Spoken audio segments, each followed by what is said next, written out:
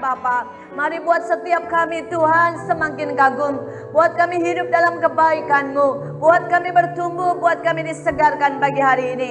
Hamba berdoa untuk setiap anak-anak-Mu. Biar yang letih lesu disegarkan. Biar mereka yang mengalami tekanan boleh mengalami terobosan. Biar mereka yang sakit disembuhkan. Biar mereka yang mengalami jantan buntu melihat jalan keluar. Terima kasih karena Engkau baik Bapa. Saat ini sekali lagi di dalam nama Yesus, segala roh-roh yang ingin ikut campur dan mengambil bagian yang bukan dari Tuhan asalnya, kami ikat, kami patahkan, kami hancurkan di dalam nama Yesus. Dan kami patahkan semua caramu iblis, semua pikatanmu iblis, kami patahkan, kami usir di dalam nama Yesus. Semua tuduhan, semua suara yang mau ikut ambil bagian yang bukan daripada Yesus, kami bungkamkan dalam nama Yesus. Dan kami mau hadirat-Mu ada di tengah-tengah kami. Kami mau lawatan-Mu, kami mau cinta-Mu Tuhan. Kami mau Engkau buat kami lebih dalam dan lebih dalam lagi. Segala kemuliaan, hormat dan pujian bagi-Mu Yesus, kekal selama-lamanya. Dan semua yang percaya berkata, amin. Shalom. Saudara, mari kita buka dari kitab Rut, Fatsal 2. Kitab Rut, Fatsal yang kedua. Saudara boleh membacanya seluruh Fatsal nanti di rumah. Ini merupakan satu cerita yang luar biasa. Tapi kita akan membacanya pertama-tama sampai ayat yang ke-7. Rut Fatsal 2 ayat 1 sampai dengan ayat yang ke-7. Kita akan membacanya berbalas-balasan. Saya baca ayat 1, saudara jawab bersama-sama dengan suara yang keras. Ayat yang kedua, demikian seterusnya. Rut Fatsal 2 ayat 1 sampai dengan ayat, saudara, sebenarnya sampai dengan ayat yang ke-23, tapi kita akan membacanya dahulu pertama-tama sampai dengan ayat yang ke-7. Sudah siap? Sudah lama saya tidak bertemu dengan saudara. Saya bersyukur ada Pak Bambang di tengah-tengah kita. Selamat pagi Pak. Saya percaya bersama Tuhan kita akan semakin menanjak dan tidak menurun. Kita akan semakin indah hari lepas hari. Amin. Oke, kita akan mulai. Rut bertemu dengan Boas. Naomi itu mempunyai seorang sanak dari pihak suaminya, seorang yang kaya raya dari kaum Elimelech, namanya Boas.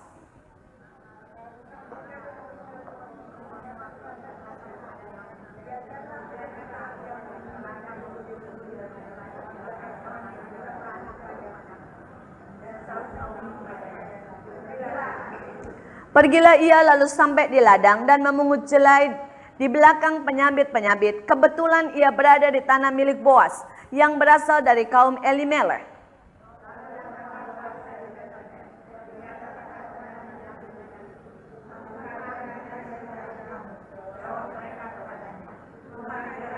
Lalu kata Boas kepada bujangnya yang mengawasi pencabit-penyabit itu, "Dari manakah perempuan ini?"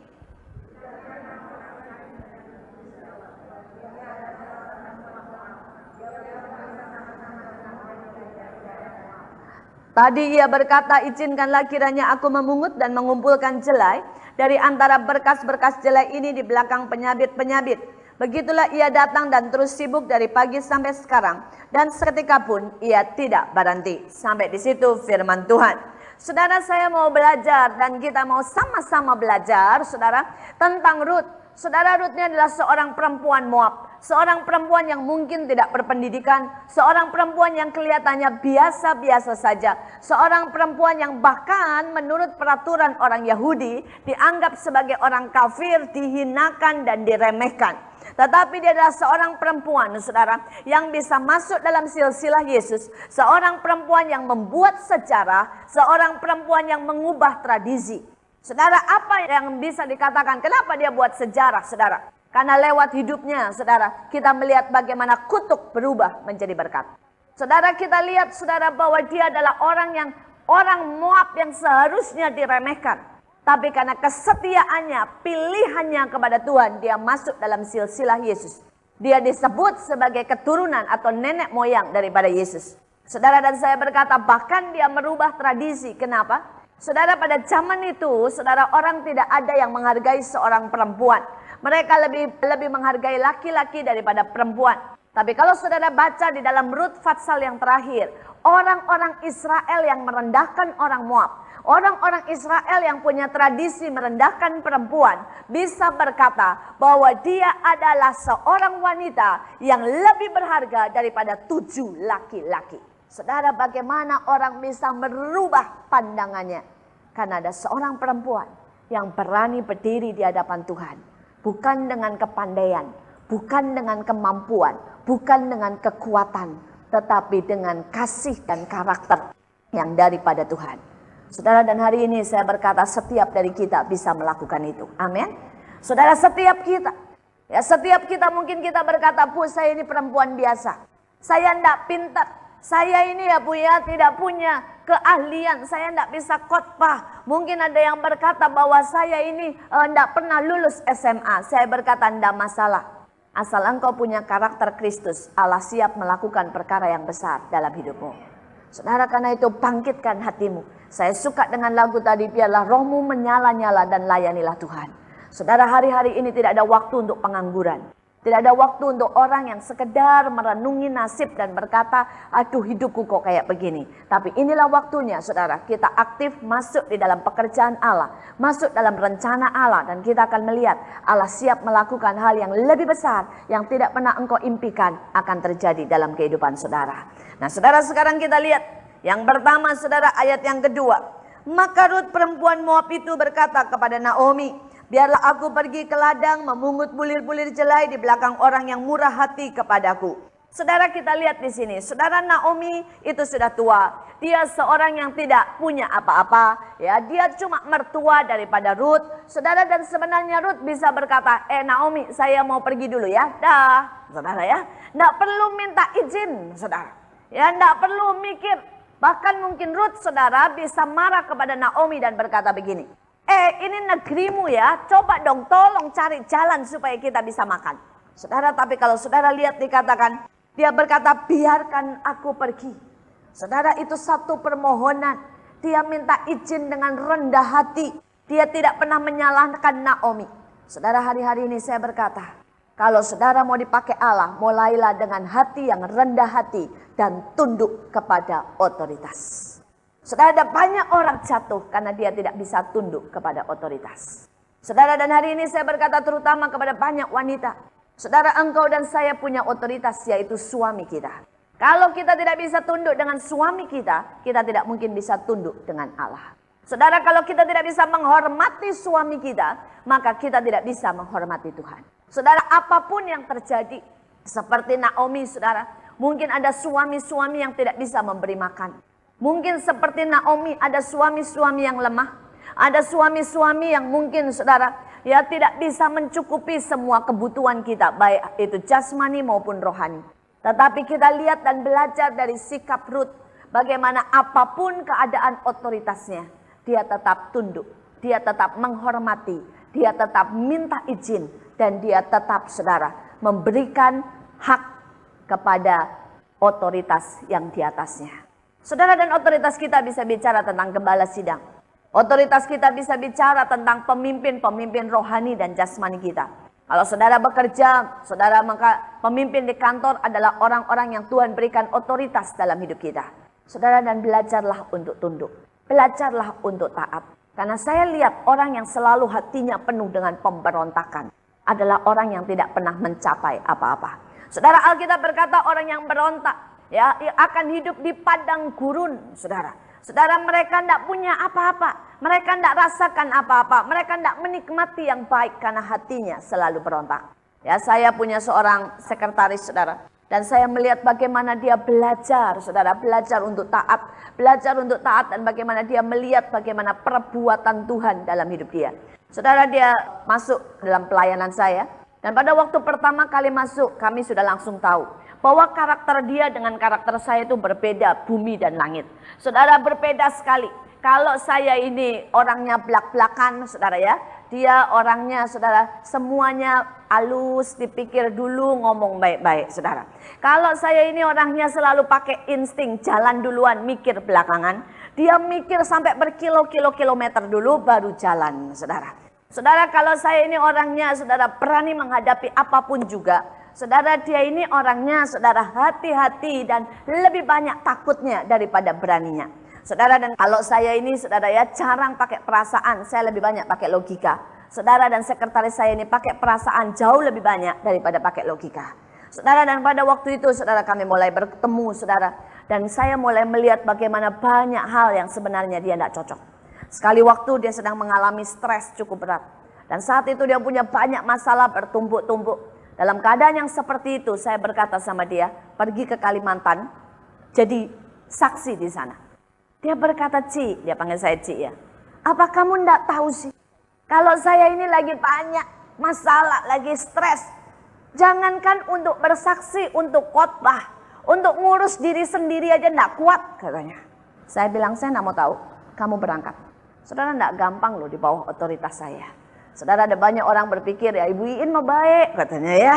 Jadi enak di bawah otoritas saya, siapa bilang? Saudara ya. Saudara, kalau sudah di bawah otoritas saya akan bertindak jauh lebih keras daripada orang yang tidak di bawah otoritas saya. Saudara, dan saya berkata, saya tidak peduli, kamu pergi.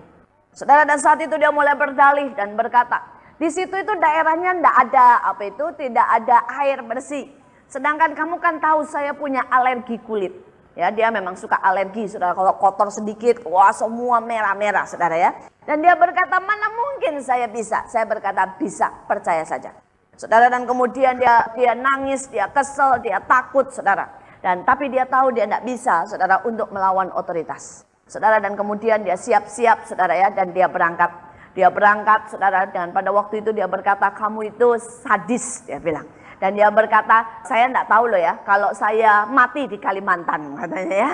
Maksudnya mati rohani, saudara ya. Terus saya berkata, percayalah, kamu berangkat dan kamu akan lihat sesuatu. Saudara, dan dia berangkat.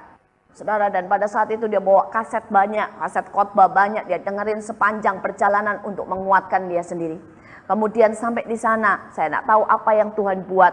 Tetapi kemudian pada waktu dia pulang kembali, dia berkata kepada saya, pada waktu kita tunduk di bawah otoritas, itu berkat Allah luar biasa.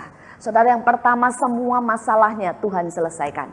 Yang kedua, saudara, saat itu dia dalam keadaan depresi, trauma, dan mengalami banyak hal yang tertekan. Pada waktu sampai di sana, melalui dia khotbah dengan orang lain, urapan Allah, kekuatan Allah itu turun dalam hidupnya. Dia dikuatkan, dia disegarkan. Yang ketiga, saudara, pada waktu di sana tidak ada air. Dia mesti mandi dengan air yang begitu kotor, saudara. Dia tinggal berdoa, Tuhan belas kasihani. Dan anehnya, alerginya hilang semuanya, sembuh semuanya. Saudara, karena itu saya berkata hari ini, saudara, mungkin engkau mendapati, saudara, bahwa otoritasmu itu tidak masuk akal. Bahwa otoritasmu melakukan hal-hal yang mungkin menurut Anda salah. Tapi pada waktu engkau punya hati yang taat, engkau berdoa, Allah memberi upah untuk setiap ketaatan. Amin. Allah memberi upah, saudara. Kalau hati kita itu lemah lembut. Tapi kalau hati kita penuh dengan pemberontakan, hati kita penuh dengan kemarahan, hati kita terus nyap-nyap. Saudara tahu ya, mulutnya ngomong, hatinya nyap-nyap, saudara ya. Saudara, ada banyak ibu-ibu berkata, uang segini cuma 300.000, mana cukup buat sebulan. Ya buat sehari juga habis. Saudara, berhenti menggerutu, mari mengucap syukur. Katakan, Tuhan, kalau suamiku cuma bisa kasih 300.000, saya berdoa ini jadi 5 roti dan 2 ikan yang mencukupkan seluruh hidup saya. Dan saya percaya pada waktu saudara melihat kepada Tuhan, maka Allah itu Allah yang luar biasa, Allah yang mencukupkan, Allah yang menyediakan. Saudara, ada seorang ibu di tempat kami, saudara, dan dia berkata, saudara, dia dulu bekerja, dia dapat setiap bulan itu cuma 150 ribu, dan anaknya kurus-kurus, saudara. Kemudian juga, saudara, dia tidak bisa mencukupi semua kebutuhan anaknya sekolah, tidak bisa bayar dan sebagainya. Kemudian dia mulai kenal Tuhan, dan pada waktu kenal Tuhan, saudara, dan tiba-tiba Tuhan gerakkan dia untuk bekerja sebagai pembantu. Saudara, dan saat itu dia berkata, rasanya lebih enak ya kerja di luar jualan daripada kerja sebagai pembantu. Tetapi dia berpikir, ya sudahlah, dia mau belajar taat. Saudara, dia belajar jadi pembantu yang dari pagi sampai siang kemudian pulang. Saudara, tetapi Allah itu melihat ketulusannya. Setiap kali dia nyuci, setiap kali dia masak, setiap kali dia ngepel, dia berkata, Tuhan, aku lakukan untuk Engkau. Karena berbahagialah aku bisa melayani orang-orang yang mengasihi Engkau. Saudara, dan Tuhan itu memberkati dia luar biasa. Orang itu setiap kali ketemu dia tergerak. Anaknya, saudara, ada 3, semuanya disekolahkan oleh orang. Saudara, setiap kali pulang dia tidak pernah pulang dengan tangan kosong. Ya, tuannya selalu memberi dia begitu banyak makanan sampai dia pulang berlimpah-limpah. Saudara, dan gajinya naik terus, saudara. Dia diangkat jadi tukang masak akhirnya. Dan sekarang gajinya hampir 700 setiap bulan. Dan dia berkata, benar Tuhan itu baik. Saudara, karena itu pada waktu Allah membawa engkau ke tingkat yang lebih rendah, berbahagialah. Karena Allah itu Allah yang membawa kita ke tempat yang lebih rendah untuk lebih naik ke atas. Amin. Kalau saudara lihat bola, saudara. Kalau bola itu dilempar ke atas, maka dia cepat turun ke bawah. Tapi coba saudara ambil bola itu dan lemparkan keras-keras ke bawah, maka bola itu akan melambung jauh ke atas. Saudara, dan itu cara Allah. Seringkali kalau Allah mau membawa kita naik ke atas, dia lemparkan saudara ke bawah dulu. Dia membuat saudara rasanya turun. Dia membuat saudara dan rasanya dihantam dengan masalah. Tapi pada waktu saudara tetap setia, maka bola itu akan naik ke atas dan melambung sangat tinggi. Saudara, hari-hari ini saya melihat bagaimana Allah sedang menurunkan orang-orang, memproses, menghantam orang-orang dengan banyak pukulan. Tapi ini waktunya untuk saudara tidak berontak. Ini waktunya untuk saudara bersyukur. Ini waktunya untuk saudara berkata, Tuhan, aku mau tetap setia. Karena aku tahu setiap rencanamu itu jauh lebih baik daripada rencana manusia. Saudara, kita lihat bagaimana Rut, saudara. Kita lihat, dikatakan ayat 3, pergilah ia, lalu sampai di ladang dan memungut jelai di belakang penyabit-penyabit. Kebetulan ia berada di milik Boas yang berasal dari kaum Elimelek. Kalau saudara baca ayat 1 dikatakan Naomi itu mempunyai seorang sanak dari pihak suaminya. Seorang yang kaya raya dari kaum Elimelek. Namanya Boas. Saudara, Naomi ini punya orang yang kaya raya. Tetapi kita lihat saudara, dikatakan jelas kebetulan. Jadi Ruth ini bukan orang yang suka mencari fasilitas. Ruth ini bukan orang, saudara, yang memanfaatkan fasilitas atau menuntut fasilitas. Saudara, dan saya mau berkata kepada setiap dari kita, sifat seorang hamba, baik itu hamba Tuhan, saudara, maupun hamba yang sebenarnya, saudara, adalah tidak menuntut fasilitas, tidak menggunakan fasilitas, saudara, tapi belajar memberikan kewajibannya dan sama sekali tidak pernah menuntut haknya. Saudara, dan pada akhir zaman ini ada begitu banyak orang yang teriak tentang haknya. Buru-buru demo minta haknya. Istri-istri berkata, kalau suami saya bisa kasih saya duit segini, saya menghormati dia. Karena dia tidak bisa kerja, dia goblok, ya gimana saya bisa menghormati. Saudara, saya berkata pada akhir zaman ini, ada banyak orang datang ke gereja, saudara, untuk minta berkat, untuk minta urapan, untuk minta saudara didoakan. Tetapi sedikit orang yang berani seperti Ruth. Saudara, dia meletakkan haknya, mengambil kewajibannya. Saudara, buat hari-hari ini hidup kita menjadi seorang yang berani, saudara, untuk seperti Ruth. Saudara, dia seorang yang berani mengambil inisiatif. Saudara, dia seorang yang berani merendahkan dirinya. Dia seorang yang berani, saudara, untuk berkata sungguh-sungguh, aku ini siapa? Aku ini cuma orang muak tahu diri, saudara, dia itu. Dan dia mulai mengambil bulir demi bulir. Nah, hari-hari ini saya berharap ada orang-orang yang seperti ini. Bicara soal fasilitas, saya belajar dari Tuhan. Saudara, Tuhan berkata orang yang selalu mencari fasilitas adalah orang yang tidak pernah bisa maju. Saudara, apa bedanya pemimpin ya dengan bedanya pekerja? Pekerja fokus matanya kepada fasilitas. Pemimpin fokus matanya kepada apa yang bisa dikerjakan, apa yang bisa dikembangkan. Dia akan menjadi pelopor, bahkan dia berani menyediakan fasilitas buat orang lain. Karena dia tahu, dia punya visi, dia punya panggilan, dia punya tujuan. Saudara, banyak orang cuma sekedar, saudara, menjadi pekerja. Banyak orang cuma sekedar menjadi pengikut. Banyak orang cuma sekedar cari fasilitas. Tetapi seorang pemimpin, seorang yang punya visi, dia tidak cari fasilitas. Dia akan mengejar panggilannya, berapapun harganya. Beda seorang pemimpin dan pekerja lagi. Kalau pekerja, itu selalu mencari bayaran. Tapi pemimpin berani mengejar panggilannya dan membayar harganya. Saudara. Dan saya berharap supaya saudara menjadi seorang pemimpin. Saudara, seorang pemimpin itu bukan berarti saudara mesti berdiri di depan. Saudara, kalau saudara memimpin 2 orang tetangga saudara, ya, atau saudara seorang ibu dengan 3 anak, maka sebenarnya saudara sudah jadi pemimpin. Amin. Saudara, akhir ini saya banyak membaca buku tentang kepemimpinan.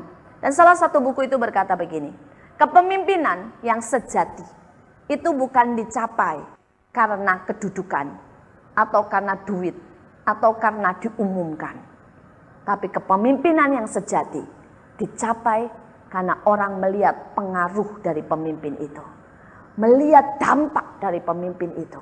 Melihat sesuatu yang berbeda. Sehingga orang timbul respect tanpa manusia mengumumkan bahwa dia pemimpin. Amin. Saudara, biarlah kita menjadi orang yang seperti itu. Ruth ini seorang pemimpin. Orang sampai respect. Baru beberapa bekerja, baru beberapa saat bekerja. Kalau saudara baca ayat 7. Ya, ayat 7 kita baca. Tadi ia berkata, izinkan kiranya aku memungut dan mengumpulkan jelai dari antara berkas-berkas jelai ini. Di belakang penyabit-penyabit. Begitulah ia datang dan terus sibuk dari pagi sampai sekarang. Dan seketika pun ia tidak berhenti. Saudara, dia ini pekerja baru datang minta izin.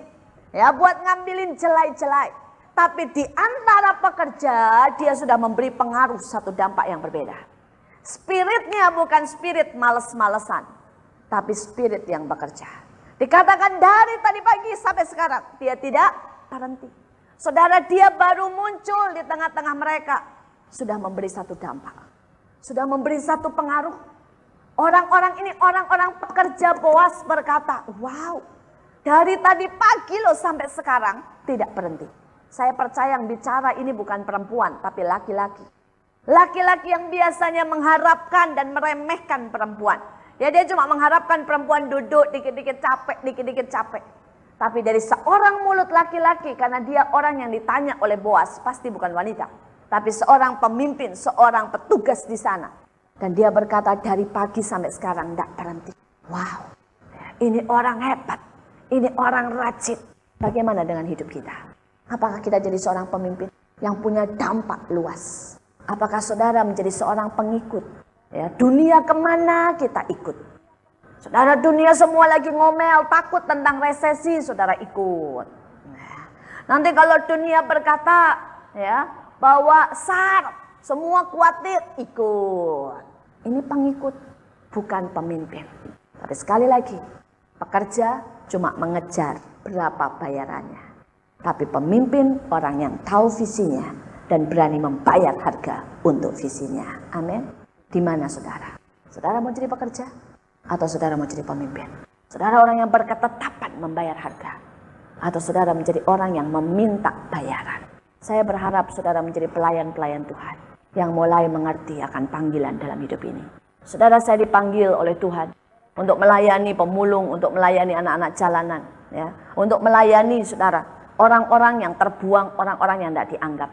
Saudara, dan untuk itu saya berkali-kali harus meletakkan harganya. Saudara, pertama kali Tuhan mulai taruh panggilan saya, itu tidak pernah langsung besar. Ada banyak orang berpikir yang namanya panggilan, saudara, dan itu langsung besar, langsung spektakuler. Saudara, pertama kali saudara Tuhan taruh panggilan saya pada waktu saya di Belanda. Dan Tuhan berkata, engkau akan bergabung dengan para pemberontak. Engkau akan mengasihi domba-domba yang tersesat. Engkau akan memperhatikan mereka yang paling hina. Dan engkau akan memeluk mereka yang hatinya luka. Saudara, dan pada waktu itu, saudara, saya tidak ngerti. Pada waktu ayat Yesaya 61 Tuhan mulai tunjukkan dalam hidup saya. Saya tidak mengerti apa artinya. Sampai kemudian ada seorang anak, saudara. Ada seorang anak ini pernah diperkosa oleh pamannya. Dan kemudian dia juga masuk dalam pergaulan bebas. Saudara, anak ini seringkali berkali-kali mau bunuh diri. Saudara, dan saat itu dia masuk dalam persekutuan kami. Tapi jiwanya sangat tidak stabil. Ya, dia mau bunuh diri, dia sering cerit-cerit, saudara, kalau malam sering jalan. Dan kemudian Tuhan mulai tanya kepada saya, mau enggak kamu bawa dia ke kamarmu, jadi satu dengan engkau. Saudara, itu awal. Ada banyak orang cuma mau pelayanan yang besar, tapi dia enggak mau jadi seperti Ruth, yang memungut bulir demi bulir. Saudara, kalau saudara pelajari Alkitab, Ruth ini punya satu pelayanan yang unik.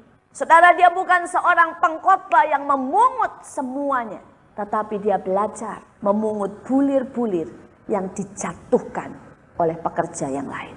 Saudara, mungkin ada banyak pengkhotbah yang seperti saya. Tapi sedikit orang yang mau jadi Ruth. yang memperhatikan orang yang tidak saya perhatikan. Orang yang tidak pernah dilihat oleh orang lain. Memungut bulir demi bulir. Pelayanannya tidak pernah spektakuler. Pelayanannya cuma 1 jiwa demi 1 jiwa. Tapi kalau saudara baca, Tuhan itu selalu berkata, siapa yang setia dalam perkara yang kecil, dia akan menerima perkara yang besar. Saudara, setelah memungut bulir demi bulir, Boas mulai berkata, sekarang tidak usah bulir demi bulir. Kamu di belakangnya aja, ya. Dan kamu pokoknya ikut aja ngambil. Saudara, dia mulai dipercayakan ya untuk ikut mengambil apa yang diperbolehkan diambil. Tapi kalau saudara tahu belakangnya, saudara, Rut adalah orang yang dinikahi oleh Boas. Dari orang yang cuma memungut bulir demi bulir, akhirnya menjadi orang yang memiliki semua tuayan. Dari hari ini, Allah tidak cari orang yang besar. Pekerja, ada banyak pekerja di sini, betul? Dan pekerja tetap jadi pekerja, tidak naik kemana-mana. Pekerja tetap seumur hidup, kerja, dapat duit, selesai. Tapi Rut ini mulai dari bawah, memungut bulir demi bulir, berakhir menjadi tuan yang empunya semua tuayan. Saudara, hari ini pilihan di tanganmu. Kalau engkau pikirannya cuma fasilitas, kalau engkau pikirannya cuma bayaran, saudara, maka engkau akan jadi pekerja dan seumur hidupmu begitu. Engkau akan rata dan tidak pernah naik, saudara. Tapi hari ini kalau engkau berkata, aku mau jadi pemimpin, mulai dari bawah. Tidak ada pemimpin yang dilahirkan langsung jadi pemimpin. Pemimpin dilahirkan dari bawah. Dan buat dampakmu kepada banyak orang. Letakkan harga demi harga. Setia dalam perkara yang kecil. Maka Allah akan angkat sampai engkau menjadi tuan dari segala sesuatu. Menjadi pemilik dari semua tuayan yang Allah percayakan dalam hidupmu. Nah, saudara, saya kembali. Pada waktu itu, saudara, Allah mulai bertanya, bisakah, maukah engkau tinggal sekamar dengan dia? Saudara, berarti saya harus meninggalkan privasi saya. Berarti saya meninggalkan, saudara, di mana saya bisa punya ranjang. Ranjang saya cuma 1, saudara. Dan saat itu berarti, saudara, kita mesti gantian. Salah satu tidur di bawah, salah satu tidur di ranjang. Dan saya tidak mungkin saya terus yang tidur di ranjang. Kita pasti gantian, saudara. Saudara, dan saya mulai meletakkan pertama privasi saya. Kemudian saya tahu selanjutnya bahwa ternyata anak ini juga tidak punya uang lagi untuk meneruskan sekolah. Tidak punya uang lagi untuk makan. Akibatnya, saudara, makan mesti dari kantong saya. Saudara, dia sekolah saya yang biayai. Jadi kalau dulu, saudara, saya dapat dari orang tua saya 1.000 setiap bulan, 1.000 gulden. Dan 1.000 itu saya bisa pakai buat saya sendiri. Kemudian saya mulai belajar, 1.000 itu mesti dibagi 2. Segala sesuatu mesti dibagi 2. Saudara, akibatnya saya mulai tidak bisa lagi makan dan pergi, saudara ya. Di restoran, bukan di restoran lah, di kantin sekolah pun saya tidak bisa makan. Karena saya mesti siapkan makanan di rumah. Kalau makan di kantin, paling murah 1 kali makan 3 gulden. Saudara, sedangkan kalau saya bawa roti dari rumah, itu paling berapa sen, saudara. Saya mulai mesti meninggalkan semua kebiasaan saya. Saudara, untuk mulai makan di kantin, saya mulai belajar makan dari rumah. Ya, mulai tidak bisa minum, beli pakai otomat. Mulai mesti bawa minum dari rumah. Saudara, dan itu tidak selesai, saudara. Saudara, anak ini kadang-kadang malam keluar. Jam 10 malam keluar kayak orang bego. Saudara ya, bengong di pinggir jalan, saudara. Saudara, dan saya mesti belajar untuk ngikutin kemana dia. Sekali waktu, saudara, saya cari dia hilang jam 12 malam, saudara. Dan taunya dia ada di kolong tangga, saudara. Saat itu saya lihat, siapa itu di bawah? Taunya anak itu, saudara. Dan dilema buat saya mau ikut ke bawah. Nah ya, kalau saya mau bawa dia keluar, saya tidak bisa panggil berkata, keluar. Tidak mungkin. Orang lagi stres di bawah diem nangis. Tapi berarti kalau saya mau bawa dia keluar, saya mesti duduk di bawah situ. Pelan-pelan ngomong, baru dibawa keluar. Tapi pada waktu saya mau duduk di situ, saya berpikir, kalau teman saya lewat, ngomong apa dia? Si Iin gila di bawah situ. Kalau ada ini misalnya ya, bukan teman lah. Saya waktu itu sudah khotbah, saudara. Walaupun di antara sesama student, sesama pelajar, saya sudah khotbah keluar kota. Saudara, saya berpikir kalau tiba-tiba ya jemaat saya lewat, dipikir ini pendeta gua ngapain di situ? Hamba Tuhan ngapain kayak orang gila di dalam? Saudara, tapi saat itu Tuhan berpikir, Tuhan berkata, kalau engkau sekedar mempertahankan image-mu, maka engkau tidak pernah layak menjadi seorang pemimpin. Saudara, Tuhan Yesus jadi pemimpin. Dia turun ke dunia. Dia bermain dengan pelacur. Dia ngobrol, saudara, dengan pemungut cukai. Dia tidak peduli orang berkata apa. Karena buat dia jiwa jauh lebih berharga daripada sekedar status dan kehormatan. Saudara dan saya mulai duduk di situ. Tidak sebentar loh saudara, tidak 5 menit, 1 jam duduk di situ. Di bawah tangga yang kotor dan jorok. Mulai ngobrol sampai dia tenang dan kemudian mau masuk ke kamar. Saudara, dan itulah awal pelayanan saya. Sampai Allah membawa saya kepada banyak pelayanan lain. Berapa kali saudara saya melayani orang yang mau bunuh diri. Dan saudara saya, orang itu mau bunuh diri di dalam kamar. Saya dipanggil dan Tuhan berkata, datang ke sana. Saudara, saya ketok kamarnya, itu tidak dibukai. Saudara, kamarnya itu di koridor, di gang. Jadi semua orang bisa dengar kalau saya ngetok ngemis di situ. Saudara, saya ngetok setiap kali saya bilang, Tuhan sudah setengah jam. Tuhan bilang, tetap di tempat. 2 jam saya ngetok di depan kamar, ngemis buat dibukain. Pasti orang yang lewat lelaki senyum-senyum pikirnya begini, pasti lagi marahan sama pacarnya. Minta dibukain. Saudara, pasti orang-orang berpikir yang aneh-aneh, saudara. Ya, semua orang dengar saya bilang, please tolong bukain dong, please. Udah kayak orang gila aja 2 jam di situ ngemis, saudara. Saudara, setelah 2 jam itu, saudara, semua orang, dan kalau di koridor kan kelihatan, tahu, orang saling kan tahu, saudara, bahwa di dalam situ kamar lelaki. Dan saya perempuan sendirian ngetok karena tidak ada seorang lain pun yang mau peduli, saudara. Orang berkata pasti ini orang gila lagi ngemis cinta di depan situ. 2 jam, saudara. Saudara, dan itu terjadi tidak siang hari, saudara. Itu saya masih ingat dari jam 7 malam sampai jam 9 saya ngetok. Akhirnya setelah 2 jam dia bukain saya. Dia bilang, saya tidak mau ngomong sama kamu. Dia bilang, tapi kalau mau masuk silahkan masuk. Saudara, dia duduk di pojok, saudara. Dan saya mulai duduk di pojok yang lain. Saya diam di situ, saya bilang, Tuhan pulang ya. Pulang ya, Tuhan bilang diam di tempat. Di dalam saya masih tunggu 3 jam lagi, saudara. Saudara, pelayanan itu jangan saudara pikir yang enak-enak saja. Saudara, pelayanan itu bicara tentang membayar harganya, saudara. Membayar harganya. Saudara, kita tidak usah membayar hanya dengan duit. Tapi kita bisa membayar dengan kehormatan kita. Kita bisa membayar dengan hak kita. Kita bisa membayar dengan waktu kita. Saudara, setelah 3 jam orang itu mulai berkata, mau ngomong apa? Nah, begitu dia bilang mau ngomong apa atau terus mau minum apa, saudara ya. Saya mulai ngomong banyak, akhirnya dia nangis, minta dilayanin, saya doakan, saudara, dia tidak jadi bunuh diri. Saudara, dan saya berkata sudah tidur karena dia sudah lemas 3 hari 3 malam tidak makan dalam keadaan seperti itu. Saya berkata sudah sekarang makan, saya bikinin makanan, saya suruh dia makan, saya pulang. Itu jam 12 malam, tidak ada bus, saya harus pulang jalan kaki ke rumah saya. Saudara, dan banyak orang minta fasilitas. Banyak orang berkata, Tuhan, aku melayani engkau, berapa yang engkau beri? Tuhan, aku melayani engkau, mana mobil buat aku? Saudara, kalau engkau masih berkata seperti itu, engkau tetap bekerja. Dan engkau tidak akan pernah menjadi seorang pemimpin yang bersama-sama dengan Tuhan. Menjadi kawan sekerja Tuhan. Menjadi mempelai Kristus. Menjadi orang yang mengerti hatinya. Seperti dia berani membayar mahal buat setiap dari kita. Hari ini pertanyaannya, berapa hatimu mau membayar untuk setiap orang yang Tuhan percayakan dalam hidupmu? Saudara, mungkin itu bukan orang yang terkenal. Mungkin itu bukan orang yang dianggap oleh manusia. Mungkin itu cuma sekedar tukang becak.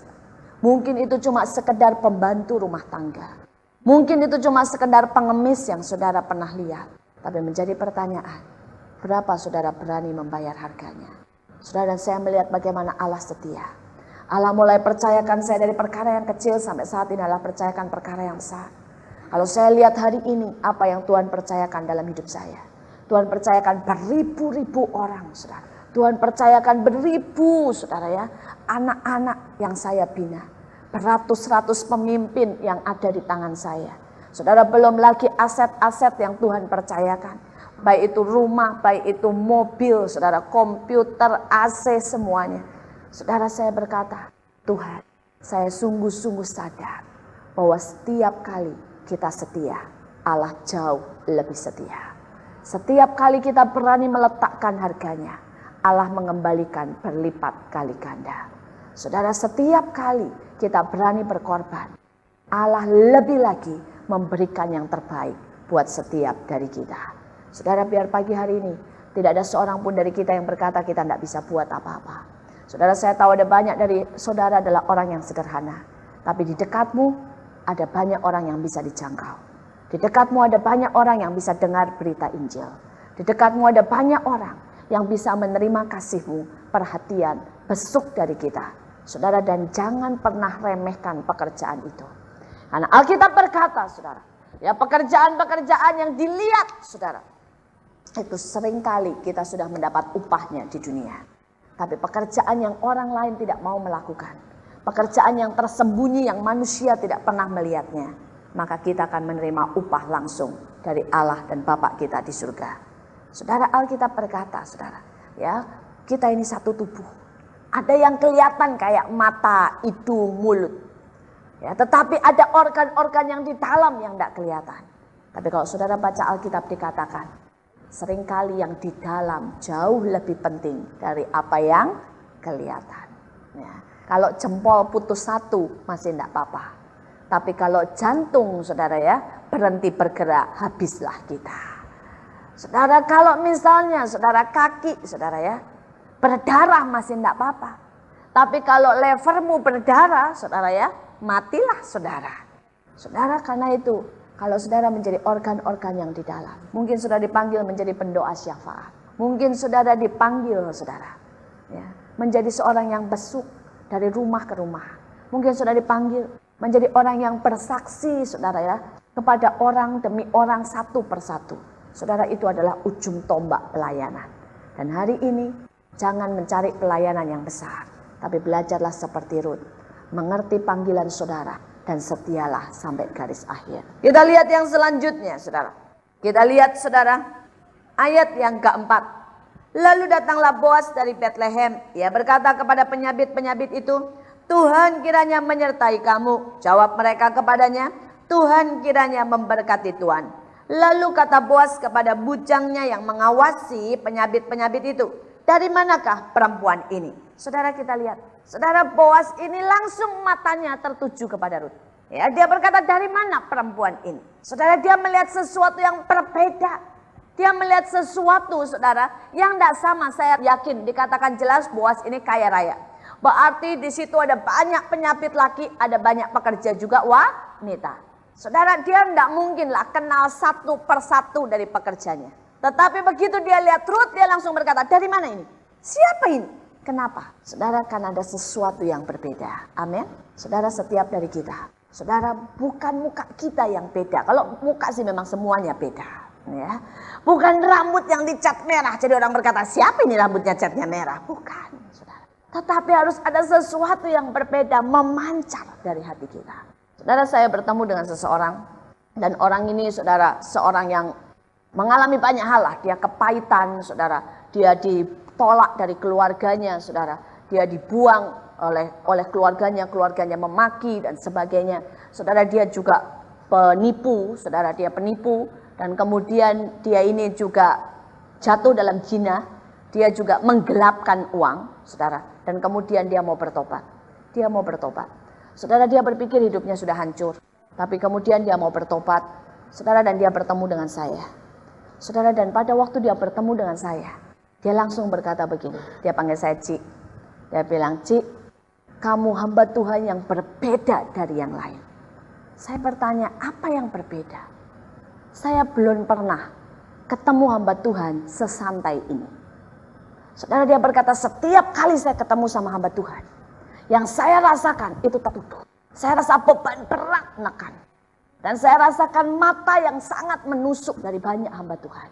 Saudara, dan dia berkata, kok di dekat kamu saya tidak ngerasa sama sekali ya. Dia berkata, saya bisa cerita sejujur-jujurnya saya. Dan kepada banyak orang saya tidak pernah bisa cerita. Dan yang lebih lucu lagi, dia berkata begini, Cik, saya itu kalau ketakutan selalu makin takut makin bohong. Ya, dan orang ada yang begitu, saudara, ada yang begitu. Saudara, jangan berpikir itu dibuat-buat, enggak. Soalnya dia ini ceritanya begini, ini anak kasihan sekali. Dari kecil, saudara, mamanya itu galaknya minta ampun. Saudara, jadi untuk dia keluar rumah, ya, itu dia harus bohong. Kalau enggak bohong, enggak mungkin dia bisa keluar rumah untuk main, saudara. Jadi dia bilang alasannya ada sekolah tambahan, baru dibolehin, padahal main, saudara. Kemudian mamahnya itu selalu main pukul. Jadi untuk lepas dari pukulan, dia selalu harus bohong. Karena itu akibatnya hidupnya terus bohong. Dan setiap kali dia takut, selalu bohong. saudara. Jadi setiap kali dia di kerjaan takut bohong, saudara. Setiap kali ketemu pendeta takut bohong, saudara ya. Karena setiap kali takut dia berkata saya tidak mengerti. Tapi setiap kali saya takut, saya bohong. Itu sudah otomatis, tidak bisa.